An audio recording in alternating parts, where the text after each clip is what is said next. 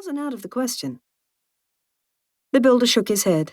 "Just telling it how it is," he said, before introducing himself as Gordon Whitty. "A small space like this might seem easy, but working with materials this old..." He trailed off, noticing the hopeful look on her face. "I'm not saying it can't be done, but even if you're keen to help out, it won't be a cheap exercise." Not a screaming endorsement, but not a flat-out refusal either. Looking around at the dirt floor, dilapidated roof and cobwebs, April felt a thrill of excitement. Despite the challenges, she knew these old stables could be the bed and breakfast she'd always envisaged. Gordon pulled a metal ruler from his pocket and gently scratched at the mortar holding the stones together. The lime and sand mix yielded easily, sending a sprinkling of grit to the ground. "Truth be told, I'm surprised the council and heritage team approved it. You'll want a structural report, an energy assessment, a new floor, and depending on the quality of those timbers, the whole roof might need replacing. And that's before you can even start working on an ensuite or that loft you mentioned." He continued to rattle off the jobs one by one until he'd run out of fingers. "I've already got the plans drawn up and those things taken care of," said April, unable to keep the enthusiasm from her voice. "The paperwork side of it was pretty lengthy, but I've been saving and planning this for years. I've just got to find someone brave enough to take it on." "Or crazy enough," came a droll laugh from outside. April looked over the builder's shoulder to see Justin McGill in the doorway, his hair like a cockatoo's crest in the wind, dimples flashing, and a smile that softened his words. The breeze picked up, and a small cloud of dust seeped through the crumbling mortar line in what April hoped would become the mezzanine bedroom. "There you are," she introduced the builder to her boyfriend. "Hopefully Gordon here sees it as a challenge, not a folly." The builder looked between them, perhaps noticing the way she said folly, and held up his hands. "None of my business either way. If you're willing to pay for the work, I think I can shuffle it in between a few other projects." April beamed as Gordon quizzed her about the project and discussed the timeline. She had barely let herself hope they'd find a builder willing to give the old building a chance.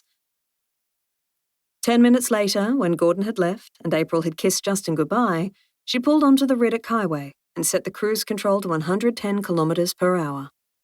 Although it was still early, heat was already shimmering off the asphalt. She'd only just got up to speed when her father's number appeared on the touchscreen display.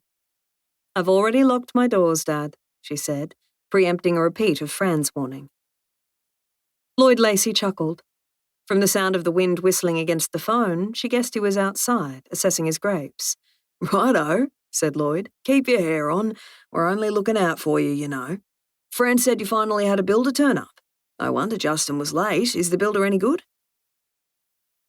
April let the comment about Justin pass, knowing it wasn't wise to add more fuel to that particular fire, not with vintage looming and the hot summer creating an extra level of stress for the winery staff.